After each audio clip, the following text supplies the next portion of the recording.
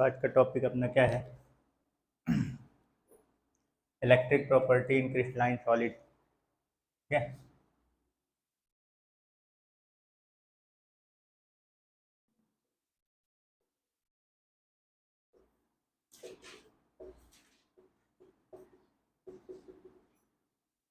इसका मतलब क्या है? क्रिस्टलीय ठोस में विद्युत गुण। तो ये बताओ, विद्युत गुण से मतलब क्या है इसमें? अगर किसी भी पदार्थ में विद्युत का गुण है, इसका मतलब क्या है?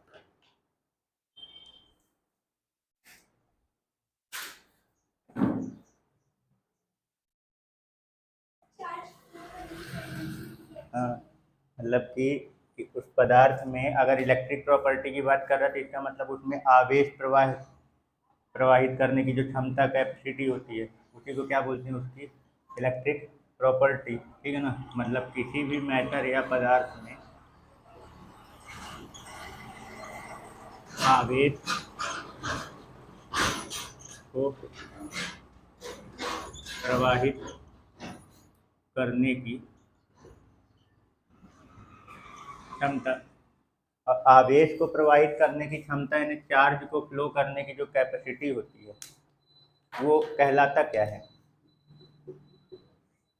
चार्ज, या अपन इसकी जगह करंट भी बोल सकते हैं। ठीक है ना? चार्ज बोल लो, यानी चार्ज बोल लो, चाहे करंट बोल लो, यानी कि करंट को फ्लो करने की जो कैपेसिटी होती है, इसको कहते क्या है? वो तो डिसाइड करता है कि उसकी इलेक्ट्रिक प्रॉपर्टी कितनी होगी कैपेसिटी के बेस पे। इसको कहते क्या है? मतलब करंट को फ्लो करने की जो कैपेसिटी होती है वो क्या कहलाती है? इस प्रॉपर्टी को क्या बोलते हैं? कंडक्टिविटी, चालकता। है ना? और ये जो प्रॉपर्टी है, इसके अंदर किसी भी करंट को, अपने में से करंट को फ्लो होने देने की जो प्रॉपर्टी होती है वो क्या कहलाती है? उसकी कंडक्टिविटी कहलाती है, यानी कि चालकता। तो इसी के बेस पे, कंडक्टिविटी के बेस पे ही सॉलिड को तीन भागों में क्या किया गया है? डिवाइड किया गया है। कितने भाग में? तीन भागों में। ठीक है ना?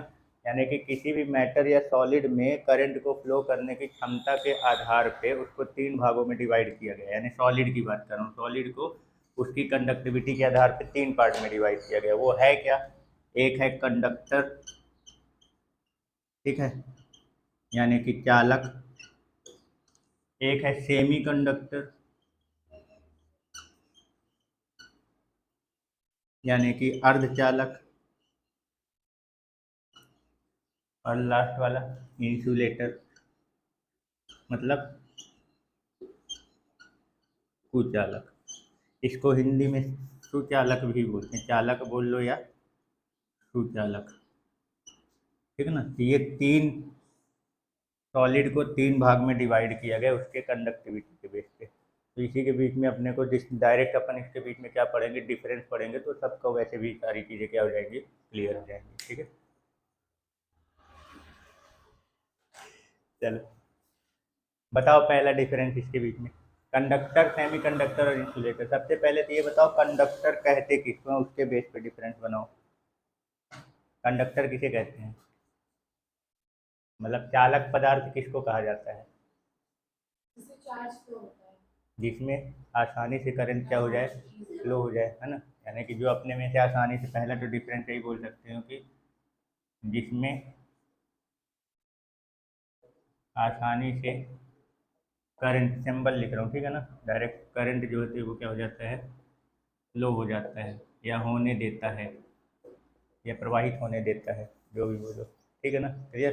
तो उसको क्या बोलते हैं? कंडक्टर। ठीक है ना? और सेमी कंडक्टर जो होता है, तो इसमें क्या होता है? कंडक्टर की तुलना में इसमें कम धारा प्रवाहित होती है। चालक जो होते हैं, चालक पदार्थ होते हैं, उसकी तुलना में इसमें क्या होती है? कम धारा प्रवाहित होती है।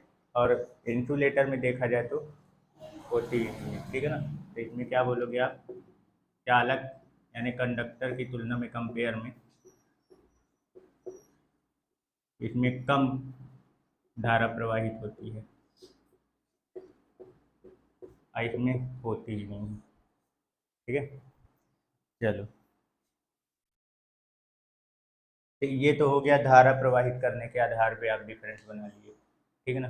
अब अगर कंडक्टिविटी के बेस पे बात की जाए कि किसकी चालकता ज़्यादा या कम होती है, बात वही चीज़ है, बस टर्म आप यूज कर रहे हो, तो क्या टर्म यूज करोगे तो उसके रिलेटेड क्या डिफरेंस बनाओगे। तो कंडक्टिविटी का मतलब क्या होता है, वही अपने में से करंट फ्लो होने देने की कैपेसिटी। तो किसके पास कैपेसिटी सबसे ज़्यादा होगी, कंडक्टर के पास, यानी इसकी कंडक्टिविटी क्या होती है, सबसे ज़्यादा होती है, यानी कि इसकी चालकता जो होती है वो क्या होती है, सबसे ज़्यादा। और फिर उसके बाद सेमी कंडक्टर की, इसकी कंडक्टर से क्या होती है, कम।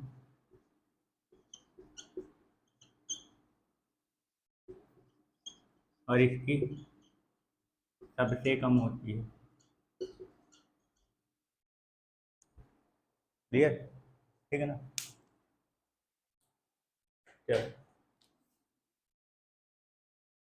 नेक्स्ट डिफरेंस इसके कंडक्टिविटी के ऑर्डर पे बना रहे हैं कि मतलब अगर कंडक्टिविटी है तो किस रेंज तक इसकी कंडक्टिविटी लगभग जाती है ना। ठीक है, तो सबसे पहले तो ये बताओ, ऑर्डर जब बताएंगे यानी वैल्यू जब बताएंगे तो उसकी यूनिट भी लिखी जाती है। तो कंडक्टिविटी यानी चालकता का मात्रक क्या होता है,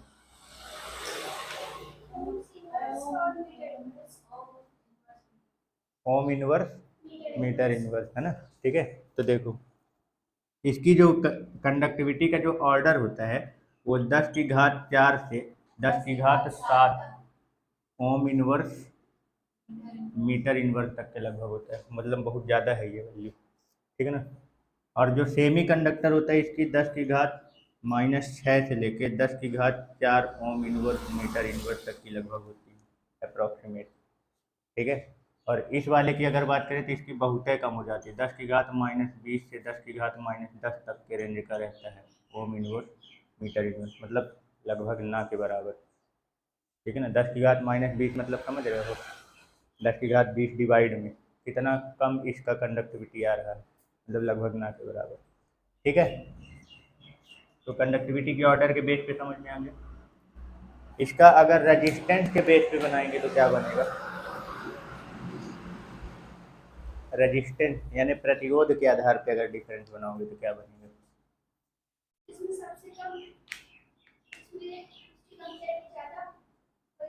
सबसे ज़्यादा, है ना। मतलब इसका जो रजिस्टेंस होता है, यानी रजिस्टेंस कहते क्या है, रजिस्टेंस है क्या,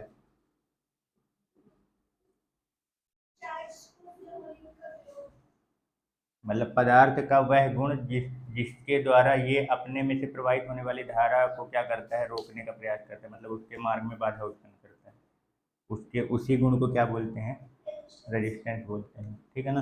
तो रेजिस्टेंस जो होता है यानी कंडक्टर में जो कंडक्टर का जो रेजिस्टेंस होता है, प्रतिरोध, वो क्या होता है, सबसे कम होता है, क्योंकि इसकी कंडक्टिविटी सबसे ज़्यादा होती है, मतलब इसमें बाधा सबसे कम उत्पन्न होगा धारा के मार्ग में। और इसमें इससे क्या होगा, जो चालक होता है, कंडक्टर जो होता है, उससे ज़्यादा होता है प्रतिरोध। ठीक है, और इसमें सबसे ज़्यादा। ठीक है ना। चलो, अगला टॉपिक अपन किसके बेस पे बना रहे हैं, टेम्परेचर के बेस पे यानी तापमान के आधार पे। तो बताओ कि तापमान का क्या प्रभाव, मतलब तापमान बढ़ाने या घटाने पे कंडक्टर की कंडक्टिविटी में यानी चालक पदार्थ की चालकता में क्या प्रभाव पड़ेगा,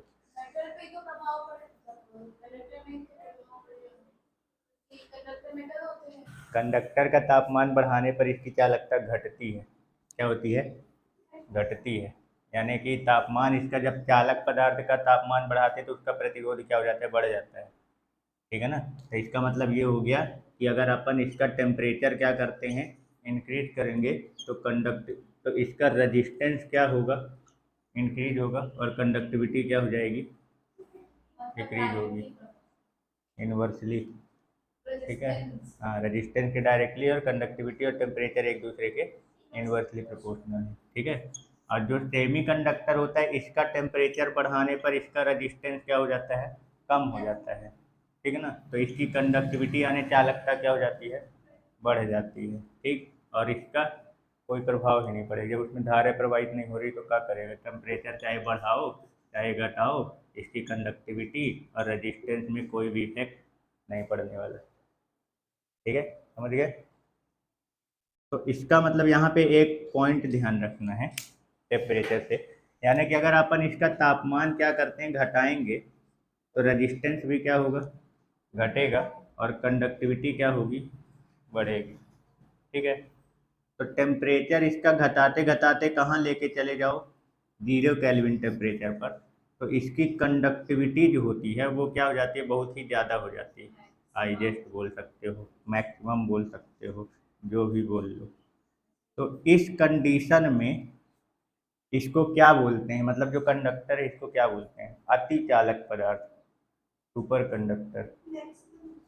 जब इसकी कंडक्टिविटी क्या हो जाती है, मैक्सिमम यानी सबसे ज़्यादा, 0 केल्विन टेम्परेचर पर जो चालक पदार्थ होते हैं, कंडक्टर होते हैं, उनकी कंडक्टिविटी क्या हो जाती है, सबसे ज़्यादा मैक्सिमम हो जाती है बाकी के स्टेट के कंपेयर में, ठीक है।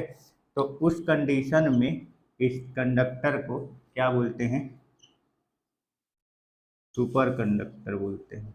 क्या बोलते हैं, सुपर कंडक्टर बोलते हैं, यानी कि अति चालक पदार्थ। क्लियर हो गया, ठीक है, समझ गए। अगला पॉइंट क्या है, अशुद्धि के आधार पे।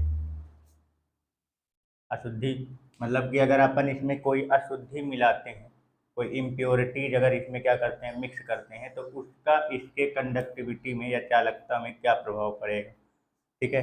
तो जो मेटल होते हैं, मतलब जो कंडक्टर होते हैं, इसमें अगर आप क्या करते हो, इम्प्योरिटी यानी कि कोई भी अशुद्धि क्या करते हो, अगर इसमें मिलाते हो, ठीक है ना, तो इसकी कंडक्टिविटी जो होती है वो क्या हो जाती है, कम हो जाती है, यानी कि इसकी चालकता जो होती है वो घट जाती है, ठीक है। क्लियर ना, कोई कन्फ्यूजन, ठीक।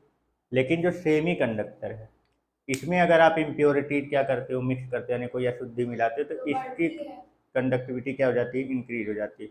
तो थोड़ा सा यहाँ पे समझना कि किस तरीके की इम्प्योरिटीज वगैरह मिलती है, तो कैसे उसकी कंडक्टिविटी इंक्रीज होती है, ठीक है। तो देखो, जैसे अपने पास प्योर सेमी कंडक्टर है, मान लो, अब प्योर सेमीकंडक्टर के रूप में किसको लिया जाता है, सिलिकॉन और जर्मेनियम, एग्जाम्पल भी याद रखे रहना, शुद्ध हैं, ठीक है ना। ये 14 ग्रुप के एलिमेंट हैं, किसके हैं, 14। तो इसमें जो इम्प्योरिटीज मिलाई जाती है, तो वो 13 और 15 ग्रुप के एलिमेंट को मिलाया जाता है। किसको मिलाया जाता है, 13 और 15 ग्रुप में। जैसे सिलिकॉन और जर्मेनियम है, इसमें फास्फोरस वगैरह, जैसे मान लो 13 ग्रुप का है तो बोरान, एल्यूमिनियम, गैलियम, इंडियम, ये होते हैं, तो बोरान या एल्यूमिनियम मिला देंगे तो वो 13 ग्रुप का हो जाएगा।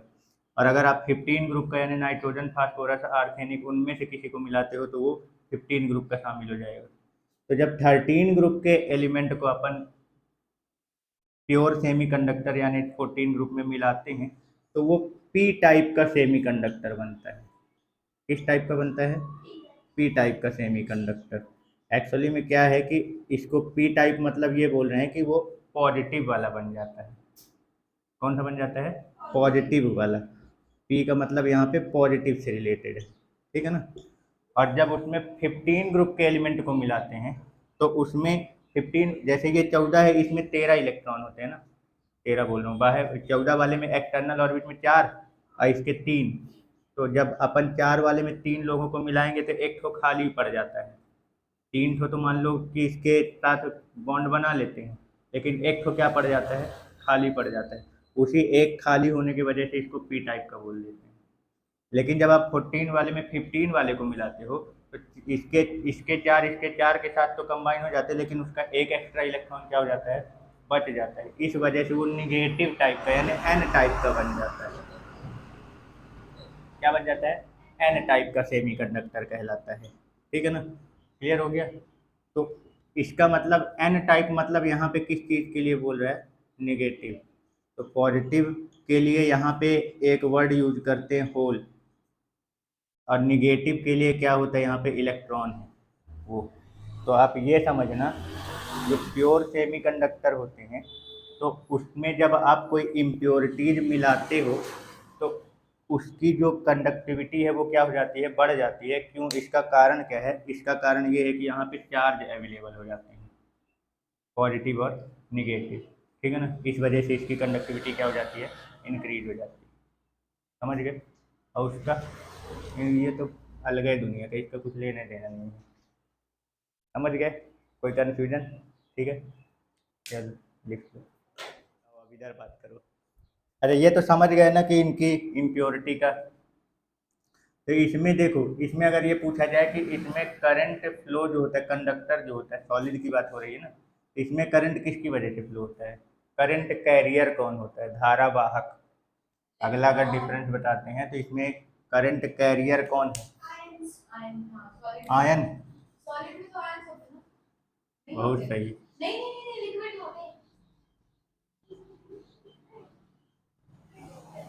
इसमें करंट किसकी वजह से फ्लो होता है? सॉलिड में इलेक्ट्रॉन की वजह से होता है, ठीक है ना, आयन नहीं होते हैं। करंट कैरियर कौन होता है? मुख्य धारावाहक कौन होता है इसमें? इलेक्ट्रॉन, ठीक है ना। आयन किसमें होते हैं? जो लिक्विड होता है उसमें, ठीक है ना, जो द्रव होता है। सॉलिड में इलेक्ट्रॉन की वजह से फ्लो होता है और द्रव यानी लिक्विड में किसकी वजह से होता है? आयन की वजह से। तो ये तो सॉलिड का टाइप है ना, तो इसमें कौन रहेगा? इलेक्ट्रॉन। अब जैसे सेमी कंडक्टर की बात करें कि इसमें कौन करंट कैरियर कौन है, धारावाहक कौन है, कौन धारा को प्रवाहित करने का इसमें मेन कारण कौन है? तो देखो, जब अशुद्धि मिलाए थे तो इसमें इम्प्योरिटी मिलाने, शुद्ध वाला जो शुद्ध अर्धचालक होता है वो 0 केल्विन पर उसकी कंडक्टिविटी 0 होती है, क्योंकि उसके सारे बॉन्ड क्या होते हैं, इलेक्ट्रॉन जो होते हैं वो कोवैलेंट बॉन्ड से बंधे रहते हैं, मूव नहीं कर सकते। जब उसमें अशुद्धि आप मिलाते हो या टेम्परेचर जब बढ़ाते हैं, जब टेम्परेचर बढ़ाते हैं तो बॉन्ड टूटता है, तो इलेक्ट्रॉन उधर मिलते हैं, तो उसकी वजह से कंडक्टिविटी बढ़ती है। और जब इम्प्योरिटी की बात करें तो जब आप इम्प्योरिटी मिलाते हो 13 और 15 वाला, तो जो एन और पी टाइप का बनता है उसकी वजह से। तो इसमें दोनों आ रहे हैं ना, इलेक्ट्रॉन भी आ रहा है और प्लस की वजह से। तो इसको क्या बोलते हैं? होल बोलते हैं, पॉजिटिव वाला जो होता है। यानी इसमें इलेक्ट्रॉन और होल यानी निगेटिव और पॉजिटिव चार्ज दोनों की वजह से इसमें करंट क्या होता है? फ्लो होता है। मतलब इसमें करंट कैरियर के रूप में इलेक्ट्रॉन भी होता है और होल का प्रोटॉन भी बोल सकते हो, क्योंकि उसी में तो प्लस चार्ज होता है। तो इसमें दोनों होते हैं, समझ गए? इसमें केवल इलेक्ट्रॉन होता है और इसमें इलेक्ट्रॉन प्रोटॉन दोनों। और वो तो अलग है दुनिया में, कोई मतलब नहीं है इसको। चलो, अगला पॉइंट है एनर्जी बैंड के बेस पे, ठीक है ना। तो पहले तो एनर्जी बैंड कहते किसको ये समझ लो। देखो, अच्छा ये बताओ, वैलेंसी बैंड और कंडक्टिंग बैंड जो होती है वो क्या कहलाती है? संयोजकता और चालकता बैंड। वैलेंसी क्या है? तो वैलेंसी बैंड का मतलब वही है जहाँ पे इलेक्ट्रॉन जो है यानी एक्सटर्नल ऑर्बिट में जो इलेक्ट्रॉन प्रेजेंट है उनके पास जो एनर्जी का वो लेवल होता है उसको वैलेंसी बैंड बोलते हैं, संयोजकता बैंड, ठीक है ना। तो मान लो जहाँ पे इलेक्ट्रॉन प्रेजेंट होते हैं पहले से, ये इसका क्या कहलाता है? वैलेंसी बैंड, ठीक है ना, संयोजकता बैंड कहलाता है। मतलब जहाँ पे इलेक्ट्रॉन जो है, एक्सटर्नल ऑर्बिट वाले इलेक्ट्रॉन, करंट जो फ्लो होता है उसमें कौन पार्टिसिपेट करते हैं? एक्सटर्नल ऑर्बिट के इलेक्ट्रॉन पार्टिसिपेट करते हैं ना। तो जब तक वो अपने एक्सटर्नल ऑर्बिट में क्या रहते हैं, वहाँ बंधे हुए रहते हैं, तो वो वैलेंसी बैंड में। और जब आप उसमें कोई एक्सटर्नल पोटेंशियल वगैरह यानी कोई वाहक बाह्य विद्युत वाहक बल वगैरह क्या करते हो, अप्लाई करते हो, तो वो क्या होते हैं, अपने संयोजकता बैंड को छोड़ के कहाँ आ जाते हैं? सरफेस पर। जब तक फ्री नहीं होंगे तब तक तो करंट फ्लो होगा नहीं, तो उसको अपना एक्सटर्नल ऑर्बिट का छोड़ के बाहर आना पड़ेगा। तो जब वो अपना एक्सटर्नल ऑर्बिट छोड़ के जब बाहर आते हैं तो वो कहाँ जाते हैं? कंडक्टिंग बैंड में जाते हैं, जहाँ पे वो क्या करते हैं? मूव करते हैं। वो यहाँ से छोड़ के फिर कहाँ चले जाएंगे वो, ये इसको क्या बोलते हैं? कंडक्टिंग बैंड, मतलब चालकता बैंड, ठीक है ना। तो ये एक्चुअली में एक प्रकार के एनर्जी लेवल आ है। ये क्या है?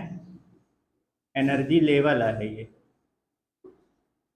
ठीक है ना। मतलब ऊर्जा स्तर कि उनके पास ऊर्जा कितनी है, अपने एक्सटर्नल ऑर्बिट में जब प्रेजेंट है तो वहाँ पे एनर्जी कितनी है। और फिर जब आप उसको कोई एक्सटर्नल सोर्स जब उस पर लगाते हो, कोई बाह्य कारक, तो उससे उसको क्या मिलती है, इलेक्ट्रॉन को एनर्जी मिलती है। तो वो अपना ऑर्बिट छोड़ के कहाँ जाते हैं, सरफेस पर आते हैं जहाँ मूव कर सकते हैं। उस जहाँ पे जाते मूव कर सकते हैं उसको क्या बोलते हैं, कंडक्टिंग बैंड, मतलब चालकता बैंड बोलते हैं। समझ गए। तो ये भी एक प्रकार का क्या है, एनर्जी लेवल ही है, ये भी ऊर्जा स्तर है। तो अलग अलग प्रकार के सॉलिड का जो एनर्जी लेवल होता है वो क्या होता है, अलग अलग होता है। मतलब कि अगर हमें किसी सॉलिड में करंट फ्लो कराना होता है तो जो बैलेंसिंग बैंड में इलेक्ट्रॉन हैं उनको पहले उतनी एनर्जी देनी पड़ेगी जिससे कि वो कहाँ चले जाएं, अपने कंडक्टिंग बैंड में पहुंच जाए। तो इनके बीच में जो एनर्जी का गैप होता है इसको क्या बोलते हैं, एनर्जी गैप। ठीक है ना, यानी कि ये ऊर्जा अंतराल। तो इसी ऊर्जा अंतराल के बराबर का हमें क्या करना होता है, इसके इलेक्ट्रॉन को एनर्जी देनी होती है, क्या करने के लिए, करंट फ्लो करने के लिए। क्योंकि जब तक ये अपने कंडक्टिंग बैंड में नहीं पहुंचेगा तब तक करंट वो फ्लो नहीं हो पाएगा, मतलब वो फ्री नहीं हो पाएगा। तो ये एक्चुअली में इलेक्ट्रॉन को फ्री इलेक्ट्रॉन बनाने के लिए जितनी एनर्जी की ज़रूरत पड़ती है वो कितना उनको होता है, कितना होना चाहिए। तो उनकी जो बैलेंसी बैंड और कंडक्टिंग बैंड के बीच में जितना गैप आता है एनर्जी का, उतने की एनर्जी क्या होती है, ज़रूरत पड़ती है। ये समझ गए यहाँ पे, ये बैंड क्या है। अब किसी भी कंडक्टर में अगर करंट फ्लो करना है तो उसके इलेक्ट्रॉन को कितनी एनर्जी देनी पड़ेगी, बैलेंसी और कंडक्टिंग बैंड के बीच का जितना एनर्जी का गैप आता है उतने के बराबर। ठीक है ना। तो अलग अलग प्रकार के कंडक्टर में ये बैंड होते कैसे हैं, तो जो कंडक्टर होता है उनके ये दोनों बैंड क्या रहते हैं, ओवरलैप रहते हैं, मतलब इनके बीच में अंतर नहीं रहता है। ठीक है ना। ये दोनों बैंड आपस में क्या रहते हैं, ओवरलैप रहते हैं। मतलब ये मान लो इसका कौन सा बैंड हो गया, कंडक्टिंग बैंड, और ये नीचे वाला क्या हो गया, बैलेंसिंग बैंड। ये क्या रहते हैं, ओवरलैप रहते हैं। इसका मतलब ये हुआ कि अगर मान लो इनके बीच में एनर्जी गैप एक भी है नहीं, और होता भी है, मान लो कुछ सॉलिड में अगर होता भी है तो बहुत कम, लगभग ना के बराबर। तो इनको अगर थोड़ी सी भी एनर्जी मिली तो ये तुरंत कहाँ पहुँच जाएंगे, कंडक्टिंग बैंड में, और आसानी से करंट क्या हो जाएगा, फ्लो होगा।